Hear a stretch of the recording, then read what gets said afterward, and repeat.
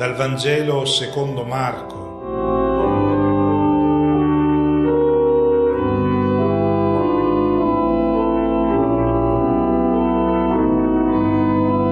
Una buona domenica a tutti. Oggi ascolteremo due parabole di Gesù ambientate nel mondo agricolo nel quale lui è cresciuto. La prima è un prezioso gioiello che ci è stato conservato dall'Evangelista Marco perché non è riferita dagli altri evangelisti. Ha già raccontato Gesù un'altra parabola che conosciamo molto bene, quella dei 4 terreni sui quali cade il seme della parola del Vangelo. E con questa prima parabola Gesù voleva presentare le difficoltà che il seme della parola incontra per essere accolto e radicarsi nei cuori e quindi produrre frutto. Aveva parlato di 3 terreni nei quali il seme va perso, ma ha detto che c'è un quarto terreno dove c'è terra bella e quindi produce molto frutto. Non si riferiva a 4 tipi di persone e per cui andrebbero scartate quelle che sembrano meno recettive e riservare l'annuncio a coloro che sono invece ben disposti. Non era questo il messaggio. Gesù voleva incoraggiare i predicatori dicendo: tenete presente che molta parte del seme che voi spargerete andrà perso, perché nei cuori di ogni persona sono presenti quelle spine, quei sassi, quella terra battuta in cui il messaggio non penetra. Ma terreno bello è presente in ogni persona, quindi voi lanciate con fiducia il messaggio evangelico. Ma in questa prima parabola Gesù si riferiva soprattutto a quei battezzati che si rendono conto nella loro vita che il Vangelo che loro ascoltano produce molto poco, e allora l'invito era quello di verificare per quale motivo questo Vangelo non dava grandi risultati, e la ragione era che il terreno non era preparato ad accoglierlo. Non è colpa del seme, non è colpa dei predicatori, diceva Gesù. Verificate il terreno, se ci sono troppe spine, troppi sassi, troppa terra battuta, cercate di dissodarlo. La parabola di oggi non è rivolta a coloro che ricevono la parola, ma a coloro che la annunciano. Proviamo a ripensare ai discorsi che sentiamo oggi dai preti, dai catechisti, dai genitori che vogliono inculcare nel cuore e nella mente dei loro figli il messaggio del Vangelo e che loro testimoniano anche con la loro vita. E poi anche di tutti i cristiani, soprattutto quelli più impegnati, che nel contesto del loro lavoro professionale o nell'incontro con gli amici fanno riferimento al Vangelo quando presentano le loro proposte di vita, i loro giudizi sulla realtà politica. Si impegnano anche a incarnare questo Vangelo. Bene, quali sono i discorsi che fanno i cristiani, cominciando dai preti? Sono discorsi di persone scoraggiate.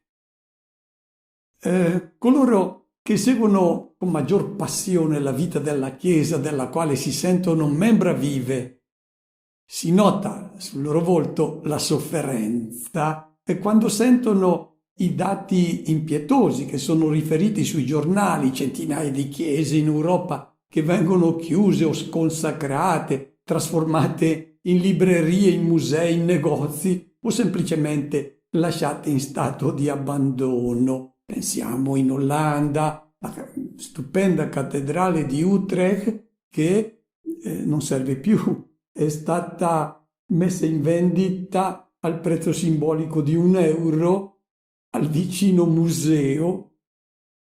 Bene, Le persone, i cristiani più impegnati soffrono quando sentono questa realtà ecclesiale, l'abbandono della pratica religiosa e poi le proposte di vita che ci circondano e che seducono soprattutto le nuove generazioni.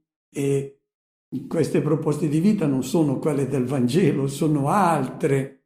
E poi, fino a poche decine di anni fa, non si poteva comprendere la nostra società senza fare riferimento a Dio e ai valori predicati dal cristianesimo. Oggi si può capire benissimo il mondo, la società, senza accennare a Dio. Semmai oggi l'uomo non viene capito se non si fa riferimento al denaro, al piacere, al divertimento. Il mondo laicista gioisce di questa situazione e va ripetendo a noi cristiani che oramai abbiamo fatto il nostro tempo e che dobbiamo rassegnarci a scomparire. In questo contesto, sul volto dei preti, dei catechisti, dei genitori cristiani si legge lo scoraggiamento. Non lo dicono, ma lo pensano che è meglio rassegnarsi. Perché continuare a parlare del Vangelo a chi non è interessato, anzi si interessa a tutt'altro? Gesù ha qualcosa da dire a questi discepoli scoraggiati? Ai nostri interrogativi lui oggi risponde con una prima parabola, proprio a questi interrogativi cui ho accennato. Ascoltiamo la prima parte di questa parabola, quella in cui è all'opera un agricoltore. È brevissima. Diceva Gesù: così è il regno di Dio, come un uomo che getta il seme sul terreno. Gesù sta spiegando alla folla il regno di Dio e lo sappiamo. Per regno di Dio non si intende il paradiso, l'aldilà, come qualcuno ancora pensa. Si intende l'aldilà.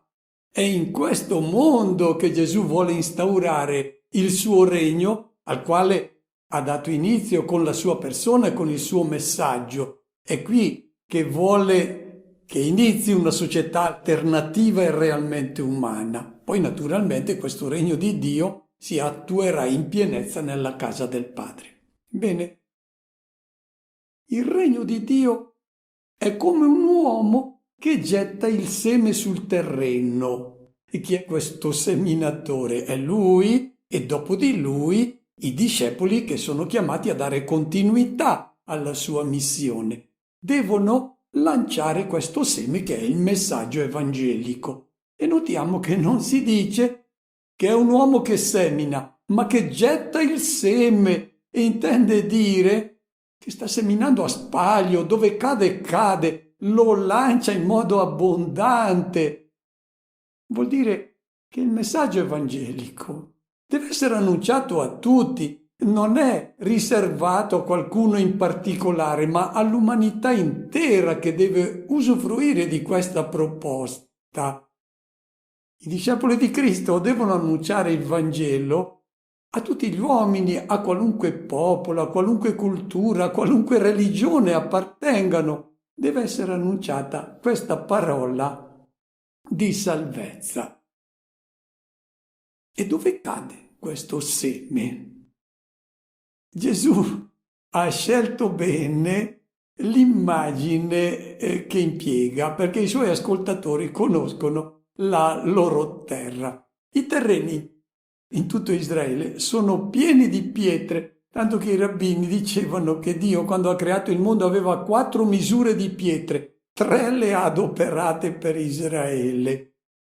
E difatti ogni metro di campo va conquistato togliendo le pietre che servono poi per costruire quei muri a secco che segnano il confine e proteggono dagli animali selvatici che devastano i raccolti, i cinghiali, le volpi.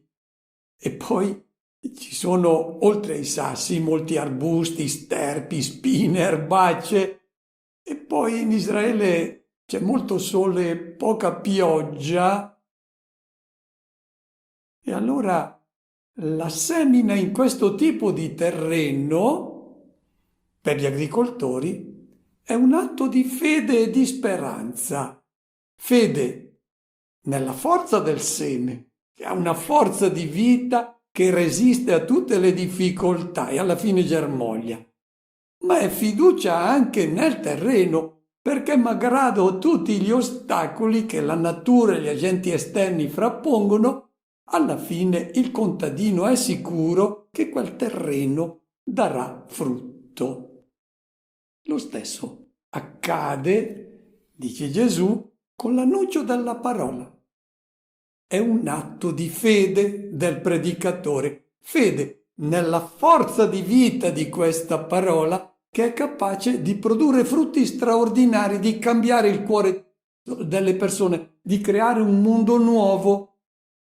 Ed è fiducia non solo nella forza del seme evangelico, ma fiducia nell'uomo, che è fatto bene, è fatto proprio per raccogliere questa parola, ed è una fiducia che va coltivata. Per quale ragione? Che cosa vede il seminatore del Vangelo? Cosa vede il prete dopo l'omelia che ha preparato con cura e alla domenica gli pare anche che sia uscita bene? Che frutto vede dopo che ha lanciato questo seme nel campo?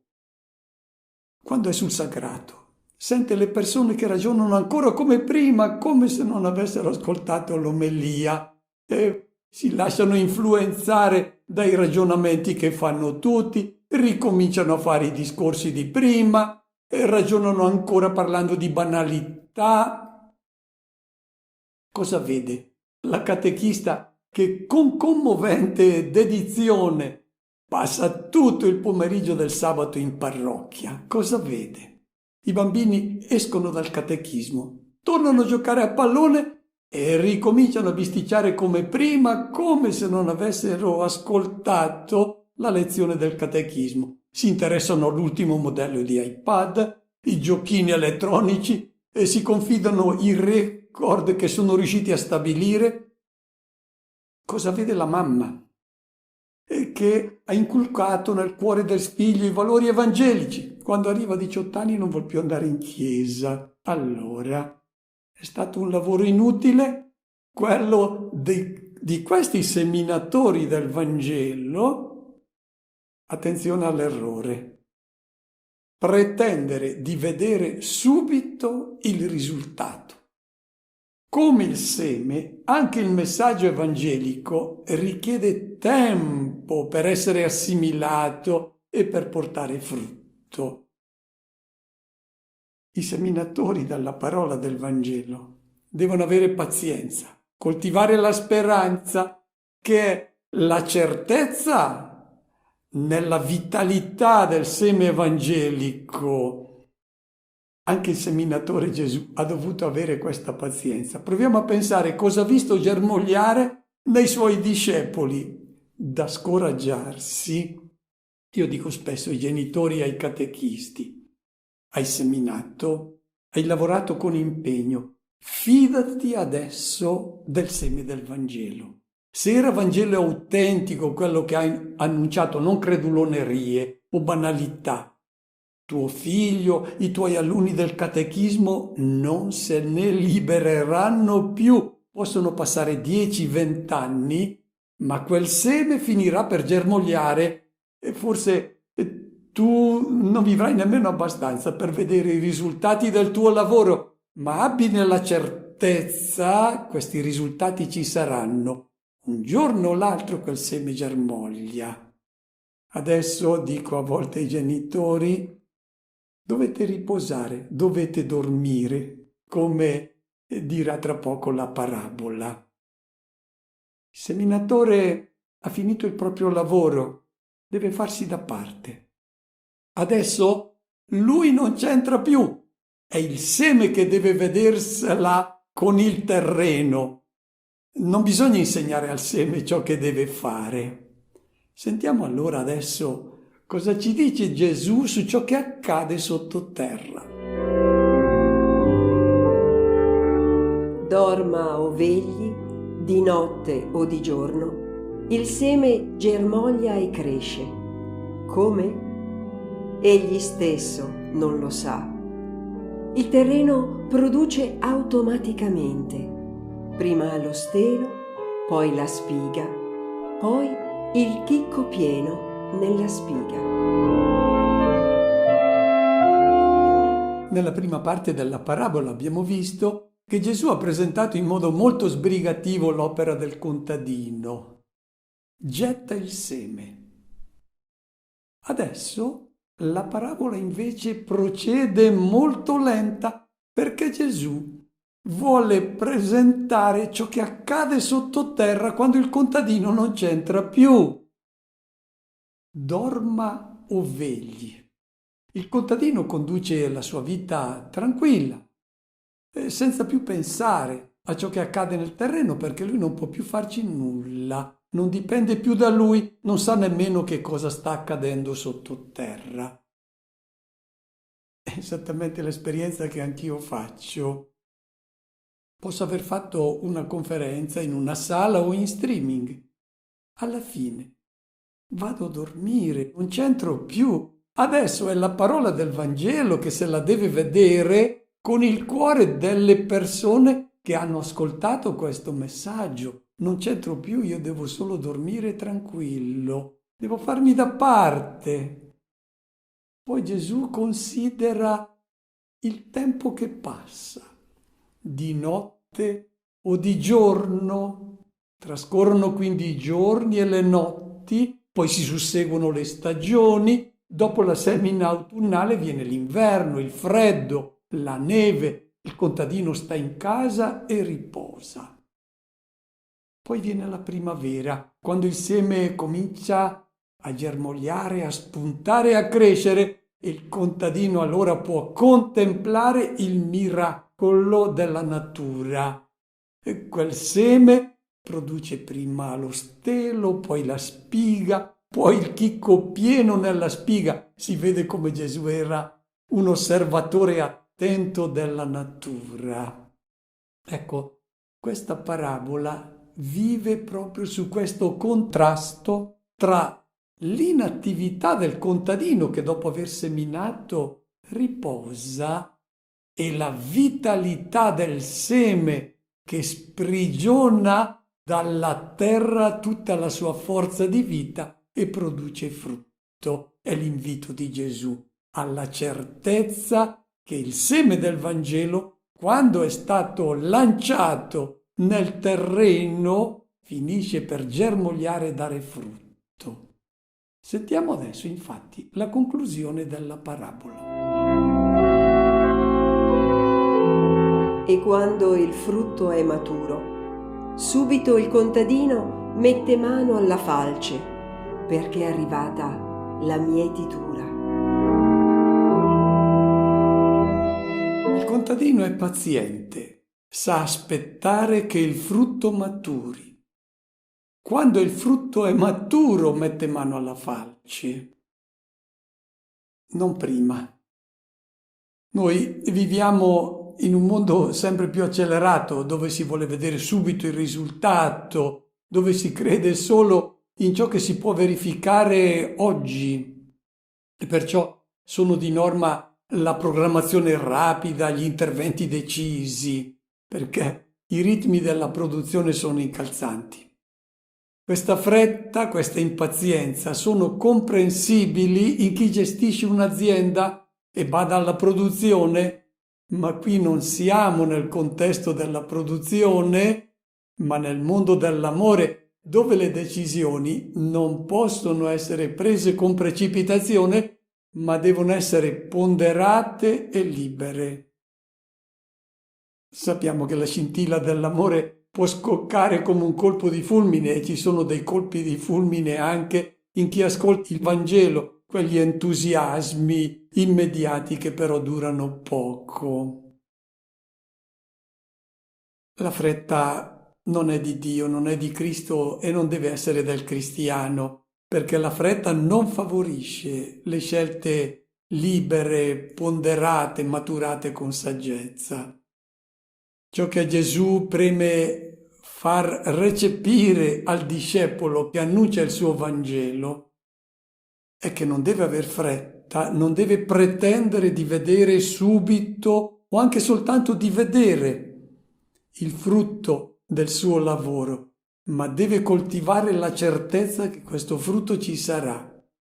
Dopo la fatica della semina, al discepolo non resta altro da fare che pazientare e avere fiducia. Gesù ha presentato in parabola il messaggio di gioia e di speranza presente nel celebre testo di Isaia che Gesù conosceva molto bene e che anche i predicatori del Vangelo dovrebbero sempre tenere presente, questo stupendo testo, capitolo 55 di Isaia. Come la pioggia e la neve scendono dal cielo e non vi ritornano senza aver irrigato la terra, senza averla fecondata e fatta germogliare, perché dia il seme a chi semina e il pane a chi mangia. Così sarà della mia parola, dice il Signore, parola uscita dalla mia bocca. Non ritornerà a me senza effetto, senza aver operato ciò che desidero e senza aver compiuto ciò per cui l'ho mandata. E ora sentiamo la seconda parabola. Diceva: a che cosa possiamo paragonare il regno di Dio? O con quale parabola possiamo descriverlo? È come un granello di senape, che quando viene seminato sul terreno è il più piccolo di tutti i semi che sono sul terreno, ma quando viene seminato cresce e diventa più grande di tutte le verdure dell'orto e fa rami così grandi che gli uccelli del cielo possono trovare dimora alla sua ombra. Con molte parabole dello stesso genere annunciava loro la parola, come potevano intendere. Senza parabole non parlava loro, ma in privato ai suoi discepoli spiegava ogni cosa. La seconda parabola è introdotta da Gesù con due domande. A cosa possiamo paragonare il regno di Dio? Con quale parabola lo possiamo descrivere? Si tratta di domande retoriche, ma i suoi ascoltatori, le folle e i discepoli, avevano pronta la risposta. Il regno di Dio sarà come un cedro del Libano. Non hanno inventato loro questa immagine, ma si trova nel profeta Ezechiele, il quale, per descrivere la Siria nel massimo del suo splendore, al capitolo 31 dice che era diventata come un cedro del Libano, bello di rami, folto di fronde, alto di tronco, e la sua cima era fin sopra le nubi. Come sarebbe diventato un giorno Israele. Israele è un popolo che è sempre stato insignificante, lo scacchiere internazionale, perché si trova in mezzo ai grandi imperi che lo hanno sempre schiacciato, quelli dell'Oriente mesopotamico e quello dell'Egitto. Ma un giorno, dice il profeta Ezechiele, il Signore prenderà un ramoscello di cedro e lo pianterà su un monte alto, il monte di Israele, e questo cedro diventerà enorme, metterà rami, farà frutti, diventerà maestoso, magnifico, e sotto di lui tutti gli uccelli dimoreranno, ogni volatile riposerà all'ombra dei suoi rami. Di chi stava parlando? Di Israele, che un giorno sarebbe diventato il regno sotto il quale avrebbero cercato rifugio tutti gli altri regni, tutti gli altri popoli. La grandezza quindi del cedro. Questo avrebbero suggerito a Gesù i discepoli: dobbiamo diventare così anche noi. La grandezza del cedro poi era proverbiale anche per il giusto. Il Salmo 92: il giusto fiorirà come palma, crescerà come cedro del Libano. Gesù li delude. Riprende l'immagine che loro hanno in mente, l'immagine superba del cedro, ma la sviluppa a modo suo, la demolisce questa grandezza.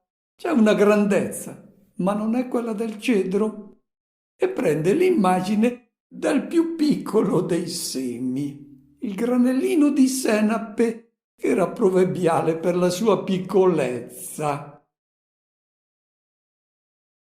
Qual è l'immagine che Gesù impiega? È il confronto fra la piccolezza di quel seme e ciò che si sviluppa in una sola stagione. Quel seme dà origine a un arbusto che può arrivare anche 2, anche 3 metri. Non è un cedro del Libano, è una grandezza diversa.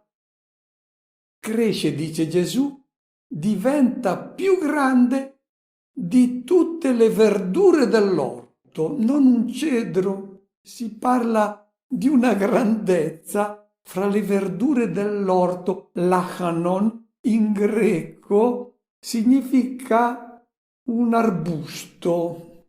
Però stupisce che da un piccolo seme venga fuori quel tipo di grandezza. È una pianticella comune, quindi non ha nulla di appariscente. Cresce fra gli ortaggi di casa, fra le melanzane, i carciofi, la verdura, ma ha la sua grandezza, non quella che è apprezzata da chi ammira i grandi cedri. È una grandezza diversa. Gesù non intende quindi far profezie sul futuro radioso della Chiesa, che è cominciata da poveri pescatori, ma è destinata poi a diventare una società numerosa, forte, capace di farsi rispettare anche dai regni e dagli imperi di questo mondo. No, il progresso del regno di Dio non si valuta in questo modo, perché nel Vangelo di Luca si dice che il regno di Dio non si può vedere esteriormente, sta dentro nel cuore di ogni uomo. Nel capitolo 17 di Luca c'è questo detto di Gesù. Che significa? Cos'è questo piccolo seme? Dove il Vangelo è accolto, lì inizia il regno di Dio, cuore delle persone. Si realizza qualcosa di straordinario, c'è un evento inatteso, una trasformazione interiore che lascia tutti stupiti, ma nulla a che vedere con lo stupore che suscitano le star che hanno successo in questo mondo. No, è una grandezza diversa. L'avaro, che sfrutta i più disperati per accumulare denaro, ha perso la testa per i beni di questo mondo. Un giorno accoglie un piccolo seme, un briciolo di Vangelo. Questo seme si sviluppa in lui e provoca qualcosa di straordinario, una scelta inattesa. Lui comincia a vedere il bisogno del povero, comincia ad aiutare chi è nel bisogno. Eccola una grandezza che avviene non all'esterno, dentro il cuore delle persone. Questa non è la grandezza dei cedri di fronte alla quale tutti rimangono stupiti, incantati. È la grandezza interiore, quella dell'amore, che è l'unica vera grandezza.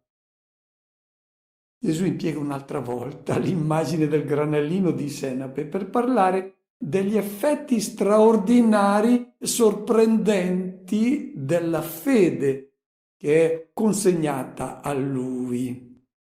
Capitolo 17 di Matteo dice: se avrete fede come un granellino di senapa, voi potrete dire a questo monte: spostati da qui a là, ed esso si sposterà e niente sarà impossibile. La fede nel Vangelo produce qualcosa di straordinario, qualcosa che per gli uomini è impossibile, come spostare una montagna. Ci sono delle montagne che ci separano, ci dividono, certi odi, certi rancori che non si sposteranno mai, diciamo noi. No, il Vangelo è capace di spostarli se tu gli dai l'adesione. E poi dice Gesù, fra i rami di questa senape che è cresciuta, gli uccelli del cielo possono trovare dimora alla sua ombra. Gli uccelli del cielo richiamano la profezia fatta dal profeta Ezechiele. Su un cedro si sarebbero poi posati tutti gli uccelli. Cosa sono questi uccelli? Nella Bibbia questi uccelli rappresentano i popoli pagani. Nel libro della Genesi si dice che questi uccelli, questi popoli pagani, volevano impedire l'alleanza di Abramo con Dio e Abramo li aveva scacciati. Adesso, dice Gesù, questi popoli che sono lontani dal regno di Dio cercheranno rifugio anche loro, si accosteranno e verranno accolti fra le braccia, fra i rami di questo arbusto che è venuto fuori da un piccolo seme. È la comunità cristiana che è rappresentata qui da questo alberello di senape. E cosa intendeva dire Gesù? Il regno di Dio è un luogo accogliente per tutti, è una realtà modesta che non umilia nessuno, non fa sentire nessuno indegno e tutti possono trovare la loro dimora all'ombra di questa senape che è il regno di Dio. Anche coloro che si sentono lontani da Dio perché vivono in condizioni di peccato non devono sentirsi rifiutati, devono sentirsi accolti fra i rami di questa senape che sono le braccia accoglienti della comunità cristiana. Con queste due parabole di oggi Gesù vuole infondere in noi gioia, ottimismo. Tante grandezze della nostra Chiesa saranno ridimensionate. Si tratta delle grandezze dei cedri del Libano, quelle dei regni di questo mondo, che lungo i secoli ci hanno anche sedotto. E l'attaccamento a queste grandezze ha offuscato la nostra identità di discepoli di colui che si è fatto servo di tutti. Di queste grandezze la provvidenza ci sta spogliando. Ma nell'intimo delle persone il seme del Vangelo e del regno di Dio continuerà a svilupparsi in modo inarrestabile, perché in questo seme è presente una forza che non è di questo mondo, ma viene dal cielo. È questa la ragione della nostra speranza. Auguro a tutti una buona domenica e una buona settimana.